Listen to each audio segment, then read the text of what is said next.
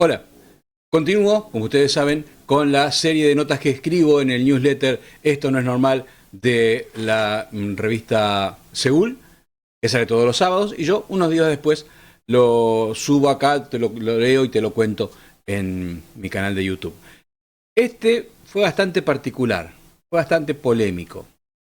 Entre otras cosas, porque fue publicado en medio de todos los panegíricos que se hicieron con la muerte del Papa Francisco. Y yo tenía ganas de decir otras cosas. En Seúl las pude decir. Quizás el título, Francisco tuvo la despedida que se merecía, confundió a alguna gente. Claro que la bajada de la nota que decía la hipocresía de los que lo criticaban cuando era Bergoglio y lo elogiaron cuando fue Papa, es la misma que mostró él frente a los problemas del mundo, ya más o menos aclaraba de qué se trataba. Esta nota tuvo cierta repercusión y hubo incluso hasta un pase entre los periodistas Ernesto Terenbaum y Reinaldo Siete Case, en donde la discutieron. Ahí se notó la enorme deshonestidad intelectual de Siete Case, porque dice cosas que yo no digo, porque supone cosas que yo no creo, y porque intentó, entre otras cosas, decir que Milagros Sala no tuvo víctimas, que no le hizo mal a nadie. Bueno, esto fue lo que dijeron. Antes de la nota, no, mejor, ¿sabes qué? Después de la nota te voy a mostrar lo que fue esa charla entre los periodistas Tenenbaum y Siete Case y podrás sacar tu conclusión. Aquí, sabiendo que, por supuesto, he recibido mucho odio por esta nota, pero también mucha gente que estaba muy de acuerdo y que tenía ganas de decir algo que no se estaba diciendo, acá la nota: Francisco tuvo la despedida que se merecía. Francisco puede descansar en paz. Su despedida estuvo a la altura de sus principios y valores. Fue la despedida más hipócrita que se recuerde, en consonancia con una de las personalidades más hipócritas del siglo XXI. O quizá no lo sabemos, Jorge Bergoglio, además de sus promocionadísimos viajes en la línea A de subte, usó también el ascensor de Severance. Para quienes no vieron la serie, subís a ese ascensor y cuando bajás y entrás a la oficina, no recordás nada de tu vida anterior, de tu fueri. Pasás a ser un dentri por una vida en blanco. La cuestión se revierte cuando volvés al ascensor, dejás tu dentri en la oficina y sale tu fueri a vivir la vida común sin que fueri o dentri sepan nada del otro, aún siendo la misma persona. Sería la única explicación racional, imagínate. Entró al cónclave siendo el obispo reaccionario Jorge Bergoglio, su fueri, digamos, y salió hecho el papa del amor por la diversidad y coso, su dentri, digamos. Tal metamorfosis confundió de plano al kirchnerismo de la época, que criticó al dentri como si fuera el fueri. Le tiraron con de todo. El tribunal que investiga la causa sistemática de robos de bebé le hizo lugar al pedido del fiscal Nickinson, donde dijo que Bergoglio tiene cosas que decir. Dijo una justiciera, Cintia García, a un atribulado, Víctor Hugo Morales, quien recordó que Estela de Cuadra, hija de una de las fundadoras de Abuela, denunció a Bergoglio como mentiroso al decir que solo se enteró del robo de bebés hace 10 años. Apropiación de bebés. Citan a Bergoglio. El tribunal que investiga la causa sistemática de robo de bebés le hizo lugar al pedido del fiscal Nickinson, donde dijo que Bergoglio tiene cosas para decir. En la declaración ante la ESMA, en la anterior declaración, Bergoglio había dicho que solo hace 10 años se había enterado de lo que había pasado con los bebés durante la dictadura. Estela de Cuadra, que es hija de una de las fundadoras de Abuelas, es la que ha hecho esta denuncia. Estela de la Cuadra declaró en la causa por robo de bebés en nombre de sus padres, que ahora están muertos, y en su testimonio mostró las cartas dirigidas a la Corte Suprema de Justicia de la Nación, al entonces arzobispo Raúl Prima Testa y al ahora cardenal Bergoglio, en la que sus padres pedían por su hija y su nieta. Bergoglio lo cita a papá, y esto, como dije en tribunales, está escrito por mi padre, y es más o menos para octubre, mirá, porque fue cuando me pusieron presa a mamá junto con cientos de otras madres. Bergoglio lo cita y le da una pequeña carta a papá para que lo reciba Mario Picchi, para que Mario Picchi se ocupe del caso de la nena y mis hermanos. Él era obispo auxiliar. Me sirvió mucho lo que hacen en la ESMA, que lo citan a Bergoglio, y es Miriam Bregman, una de las abogadas de la querella. Página 12 también se hace eco del asunto y la nota continúa ahí. Hoy Estela de Carlotos dice, se fue uno de los buenos, no va a haber otro igual. Víctor Hugo Morales parece que hizo autocrítica y afirmó que los peores feligreses fueron los argentinos poderosos que lo combatieron y falsearon datos. Él, con L. Él no es argentino. Volviendo al momento del anuncio, rápidamente el kirchnerismo entendió que le convenía más apoyar al Dentri que pelearse con el Fueri y decidió meterse de lleno en el ascensor de Severance. Todos olvidaron todo. No se explica de otra manera, sino que la persona que el 30 de septiembre del 2013 en una entrevista dijese, refiriéndose a los homosexuales, ¿quién soy yo para juzgar? Se una persona è gay e cerca il Signore e ha buona volontà, ma chi sono io per giudicarla? No se explica de otra manera, sino que la persona que el 30 de septiembre del 2013 en una entrevista dijese, refiriéndose a los homosexuales, ¿quién soy yo para juzgar? Fuese la misma que solo unos años antes había dicho, la boda gay es la pretensión destructiva del plan de Dios. Así que a la pregunta del Dentri, ¿quién soy yo para juzgar?, se le podría responder, tu Fueri. De hecho, en su famosa carta a los 4 monasterios de la ciudad en pleno debate sobre el matrimonio igualitario, carta que nadie recordó en estos días, mezcló sin dramas los misterios de la fe con los avatares mundanos del día a día. Argentina hervía en 2010 con las discusiones sobre el asunto y Bergoglio aprovechó su poder de autoridad eclesiástica para presionar a los legisladores. Eso de a Dios lo que es de Dios y al César lo que es del César nunca fue muy cierto. Las llamadas fueron constantes. No se trata de un mero proyecto legislativo, este es solo el instrumento, sino de una movida del padre de la mentira que pretende confundir y engañar a los hijos de Dios, dijo quien ahora es celebrado como el Papa de la Apertura y la Inclusión. O todos entraron en el ascensor, o todos son una manga de hipócritas del primero al último. No es muy difícil ver cuál es la respuesta más sensata. Sí, los gestos, la foto con las trans, piripipi, piripipi. Esos fueron solo gestos. Lo real fue mandar esa carta para incidir claramente en la realidad de este país. Y a pesar de lo que dijeron, que la carta era solo privada, para contarle a las monjitas de clausura lo que estaba pasando, eso me lo aseguró en la pantalla de TN el inclasificable Gustavo Vera, lo cierto es que se leyó en más de una parroquia en los movidos meses antes de la salida de la ley, ante fieles atónitos y aterrorizados. En ese momento, cada gay pasó a ser un enviado del diablo. Gracias, Jorge. Siendo súper buenísimos, admitamos que Bergoglio cambió de idea. Ok, cambió de idea. Es raro, pero admitámoslo. ¿Por qué no pidió disculpas? ¿Se arrepintió alguna vez de lo que había hecho y dicho en contra de la comunidad LGBT? ¿Por qué no lo dijo? Es más, él mismo dijo que debería la Iglesia dar disculpas. Dijo, creo que la Iglesia no solo debe disculparse, no solo deben pedir perdón a esta persona que es homosexual, a quien se ha ofendido, sino que tiene que pedir perdón a los pobres, a las mujeres explotadas, a los niños explotados por su mano de obra, tiene que pedir perdón por haber bendecido muchas armas. Bueno, dale, empezá vos.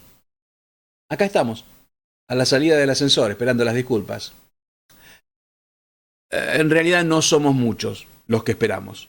Gran parte de la comunidad LGTB también se sumó a los llantos hipócritas porque coso o porque subió al ascensor.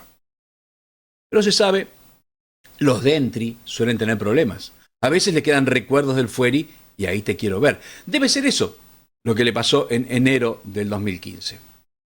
A las 11:30 de la mañana del 11 de enero del 2015, los hermanos franceses de origen argelino Said y Serif Kouachi entraron en la redacción de la revista Charlie Hebdo en París, armados con rifles de asalto Kalashnikov, chalecos antibalas y granadas.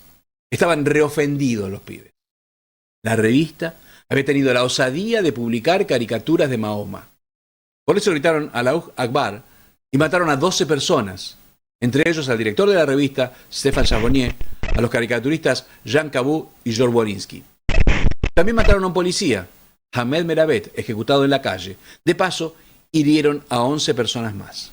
Ahí empezó la fuga de los simpáticos hermanitos, que fueron encontrados en el noroeste de Francia, donde fueron abatidos. Un cómplice de los chicos, Ahmed Koulibaly, mató a un policía en Montrouge y tomó rehenes en un supermercado kosher en París, matando a 4 personas. Resultado de la ofensa por las caricaturas, 17 muertos, 22 heridos.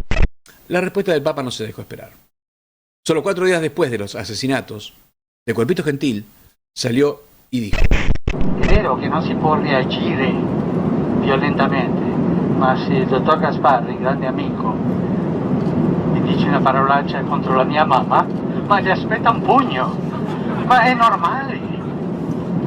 È normale. No se puede provocar, no se puede insultar la fe de los demás, no se puede hacer burla de la fe.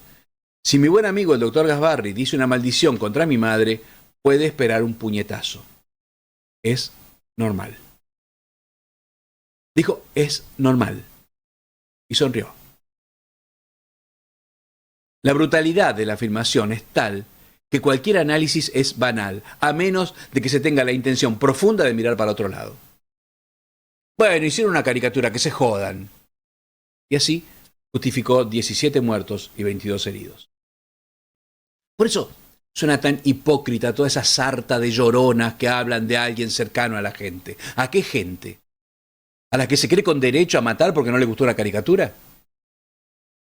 Claro que si el presidente le dijo al Papa lo que le dijo y ahora le dice lo que le dice, hay piedra libre para todos.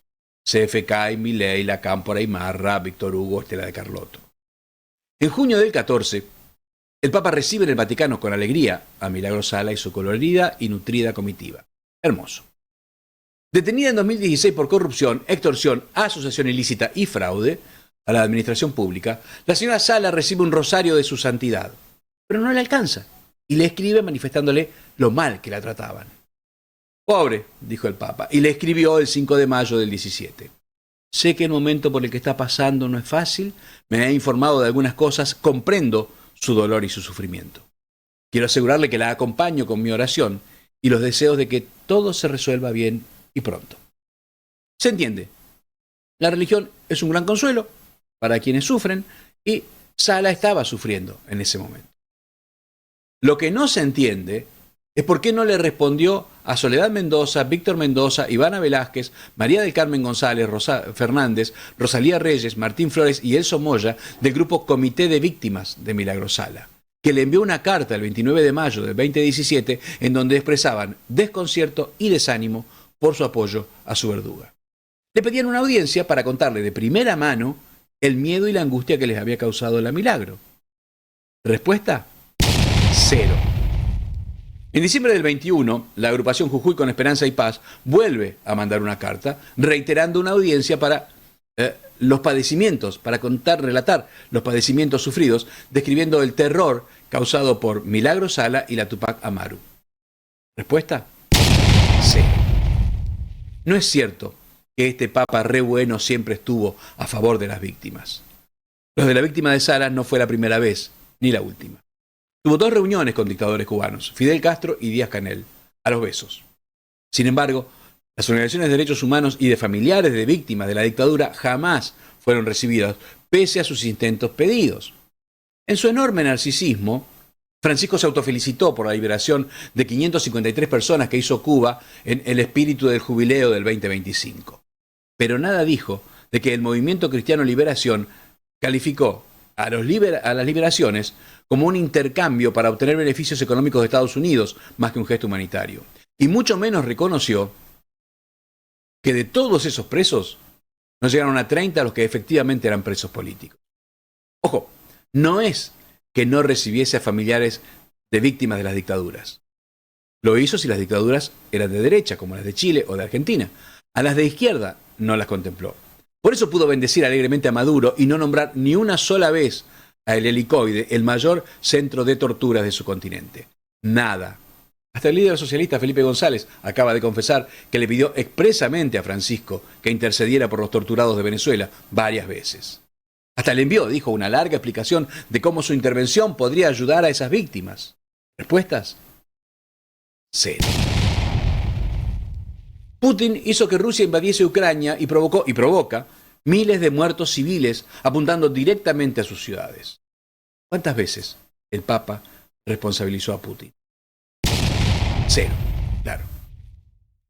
Sin embargo, volvió con la idea de pollerita corta que ya había usado en el caso de Charlie Hebdo. El 3 de mayo del 22, en el Corriere de la Sera, dijo: no sé si la OTAN ladrando a las puertas de Rusia provocó la reacción del Kremlin, pero quizá lo facilitó. El 4 de abril del 22, mientras el mundo se enteraba de las atrocidades que el ejército ruso había hecho en Bucha, Kharkiv o Mariupol, Francisco tuiteó: hay que llorar sobre las tumbas. ¿No nos importa la juventud?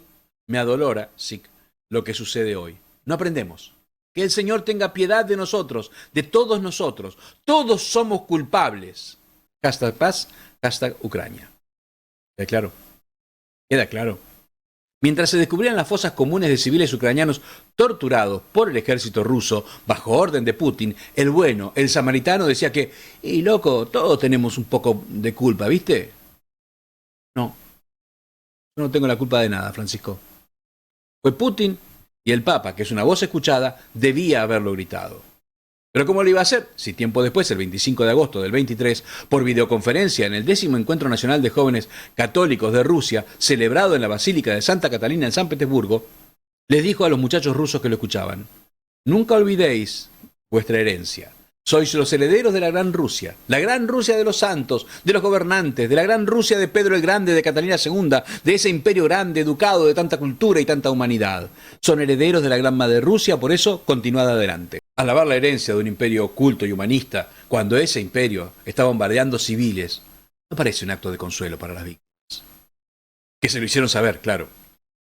Oleg Nikolenko, portavoz del Ministerio de Relaciones Exteriores ucraniano, las calificó de muy desafortunadas, sugiriendo que promovían el imperialismo ruso. El arzobispo Sviatoslav Shevchuk, líder de la Iglesia Greco-Católica Ucraniana, expresó gran dolor y preocupación, temiendo que inspiraran ambiciones neocoloniales, y planeó discutir el tema en un sínodo en Roma. Polacos, bielorrusos, lituanos le recordaron que ellos vienen luchando contra las arbitrariedades de ese imperio humanista hace años. En cambio, los medios rusos lo felicitaron por reconocer los valores imperiales. Por supuesto, en la lógica Bergoglio de todo esto, dijo que, bueno, que no quiso decir exactamente eso. Pero ¿cómo son? Che, se agarran de cualquier cosa. Dijo imperio, pero no por imperio, sino por coso. La organización terrorista Hamas entró el 7 de octubre a Israel. Mató, torturó, violó a más de 1000 personas que estaban despertando o desayunando en una fiesta. No hay una sola transcripción oficial del Vaticano en donde conste que el Papa haya nombrado a Hamas. Siempre habló, al menos oficialmente para el Vaticano, no en reportes periodísticos o en reuniones privadas con rehenes o con palestinos, de terrorismos o organizaciones terroristas, que es como decir que el Holocausto fue provocado por un ejército y no nombrar a los nazis. La excusa siempre es la neutralidad, para poder servir como canal de comunicación entre partes en conflicto. El afectuoso saludo de Hamas y la recordación cariñosa de su figura, con motivo de su muerte, deberían acabar con esa excusa para siempre. Por otra parte, neutralidad que no sirvió para liberar rehenes, ni para frenar a Maduro o a Putin. Solo sirvió para quedar bien con todo el mundo y recibir los saludos mortuorios que hoy recibe. Los torturadores del 7 de octubre le agradecen al Papa los esfuerzos por la paz. El chiste se cuenta solo, pero no es un chiste. Como no lo fue el niño Jesús envuelto en una cufilla, el pañuelo palestino de la resistencia que el Vaticano expuso esta Navidad. Pocos saben que ese pesebre fue regalado por el Comité Presidencial Superior para Asuntos de las Iglesias en Palestina, integrante de la Organización para la Liberación Palestina. Y el gesto no fue un chiste, porque en medio de la ola de desinformación de los militantes pro-Palestina, se está intentando instalar que Jesús fue palestino. Desde el amigo de Francisco, Maduro, hasta los amigos de Francisco, Hamas, insisten con esa soncera ahistórica. Por eso, tanto desgarro por la figura de un papa que sonrió a todos, pero benefició solo a algunos, puede menos que sonar a hipocresía. Por eso, todos estos periodistas que se enojan tanto, y con razón, con el presidente porque nos trata como nos trata, se olvidan de la carta que el 7 de abril Francisco le mandó a su amigo Gustavo Silvestre. Todavía la pueden ver en el sitio del gato. En donde le dijo: siempre en esas informaciones se encuentran algunos de los pecados en los que suelen caer los periodistas: desinformación, calumnias, difamación, coprofilia. Y según me dicen, a algunos autores le pagan para esto. Triste, una vocación tan noble como la de comunicar, ensuciada de esta manera. Ojo, dije que la nota está pero para encontrarla deberán buscar, porque está escondida entre los avisos de la Cámara de Diputados de la provincia de Buenos Aires, el Banco de Entre Ríos, el Gobierno de Chubut, las municipalidades de Pilar, Tigre, La Costa, San Martín o de Alba. Había empezado este escrito con lo de Severance, pero me lo olvidé en el camino. Pensándolo bien, no hay ningún Severance. Bergoglio siempre fue esto. Ni reaccionario ni progresista. Oportunista, narcisista, que no vino a salvar al mundo de ninguno de sus males. Solo le lavó los pies a algunos presos y la cara a unos cuantos dictadores. Disculpen, escribir cualquier otra cosa de mi parte hubiera sido hipócrita. Y ya hay demasiada competencia. Esta fue la nota. Que voy a mostrarte ahora es las conclusiones que sacaron entre los periodistas Tenenbaum y 7K. Y después quiero que lo escuches, quiero contestarles. Acá está. Después hay dos cosas que también me interesaron porque van a contramano. Son dos personas muy distintas entre sí, que probablemente no podrían sentarse a una mesa y que hicieron las coberturas más duras sobre el Papa. Una fue Horacio Berbisky, que volvió con el tema de su complicidad o su supuesta complicidad con la dictadura, y el otro Osvaldo Bazán, que dijo, murió un hipócrita, se lo está despidiendo con la hipocresía que merecía. Y los dos hacen hincapié casi en lo mismo, básicamente es la dictadura. Después Osvaldo Bazán sigue Milagro Sala, Venezuela y muchas otras cosas, y su insensibilidad frente a algunas causas, muchas cosas totalmente atendibles, y lo que dice Berbisky también totalmente atendibles. Y es interesante de leerlo, no porque sus retratos sean completos, porque es una mirada. Está claro, totalmente segmentada. Bueno, puede ser, ponele, pero también puede ser segmentadas las otras. No, es segmentada porque la crítica con Milagro Sala es porque no le gusta Milagro Sala. Bueno, pero, a ver, sí. yo entiendo que... Sí, si el Papa está pensando dónde estaría Jesús, y bueno, y yo no sé si no estaría ahí. Y yo creo que no. Pero no importa, porque yo creo que yo... ¿Que estaría sentada con Morales? No, estaría sentado con las víctimas de Milagro Salas, tal vez. ¿Y quién sabe? Y bueno, pero si vos gente... ¿Quién sabe que son las víctimas de Milagro Sala? Es complejo, es que vos no estás reconociendo, no vamos a pelear, porque no estás reconociendo... No, digo simplemente la mirada del Papa. Y además, se lo plantea como que reivindicaba a Milagro Salas, y no es así. Bueno, pero o como que reivindicaba a Maduro por tratar de mediar en Venezuela. Vos estás con los oprimidos, tanto en Venezuela como en Misiones, había oprimidos de Maduro y de Milagro Sala. Pero eso está bien, estamos hablando de la visión del Papa. Y si los oprimidos te piden una reunión, corresponde que se la des, siendo el Papa. Y en todo caso, así como se la dio a quienes eran víctimas de abuso por parte de la Iglesia, reticente al final, pero se la dio. Pero ¿y no se la dio a quién? Bueno, las víctimas de Milagro Sala, la gente que era golpeada, oprimida, hay muchas denuncias de golpes, de tortura. Mira, yo creo que en términos generales, más de lo puntual, el Papa estaba con los pobres. Bueno, eran pobres esos. Bueno, está bien, pero digo, en general... Hay regímenes que en nombre de los pobres oprimen pobres. Yo te digo una cosa, a mí me acercó a Juan Pablo, decía, a Francisco, sus enemigos. Yo no estaba nunca me había caído muy bien Bergoglio, pero cuando vos ves quién lo critica al Papa, estos dos nombres me dan la razón, más me acerco a Francisco. Bueno, es un personaje, con todo respeto, simplista, porque puede ser que hay gente que tenga enemigos malos y sea mala en sí misma. Pero te estoy diciendo que me pasó a mí.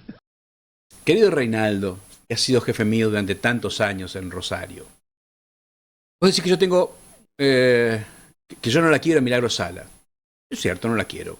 En general me pasa con la gente que está presa por corrupción, extorsión, asociación ilícita y fraude. Pero decís que me parece mal que el Papa la haya tratado bien. No dice eso la nota, ni mucho menos. Dice que me parece bien que haya un consuelo para personas que sufren. Eso es lo menos criticable, me parece, del Papa. En ese punto, sí. Lo que dije es otra cosa. Que no atendió a las víctimas de esa persona de la que él se conmovió, con la que él se conmovió. No las atendió a pesar de que se lo pidieron muchas veces. Así que, la verdad, lo que pienses o lo que a vos se te ocurra sobre lo que yo dije, no es lo que yo dije. No es la primera vez que lo haces con otros temas. Me molesta menos porque esta vez me tocó a mí. No, yo no dije eso que vos decís que yo dije. ¿De acuerdo? Y es más, Tampoco hice hincapié, como dice Ernesto Teneman al principio, en el tema de la dictadura. Simplemente conté la reacción que habían tenido los kirchneristas al respecto. Yo no hice hincapié en el tema de la dictadura. Me llama la atención además que siendo dos periodistas los que comentan esto, no hayan hablado para nada de los cargos que nos hizo en vida el Papa Francisco con respecto al periodismo. Digo, nos dijo, a ver, lo busco por acá, coprofilia. Nos dijo coprofilia. Nos dijo desinformación, calumnias, difamación. Eso no fue un tema para que ustedes lo discutieran. Ni tampoco lo que pasó con Charlie Hebdo. Por eso, muchachos, quería contestarles. Porque no es así lo que yo escribí. Ahora, si tienen problemas de comprensión lectora, no puedo hacer nada. Es una pena porque deberían entender un poco mejor para poder transmitir y comunicar. Esto ha sido todo. Gracias. Nos encontramos en el próximo newsletter. Chao.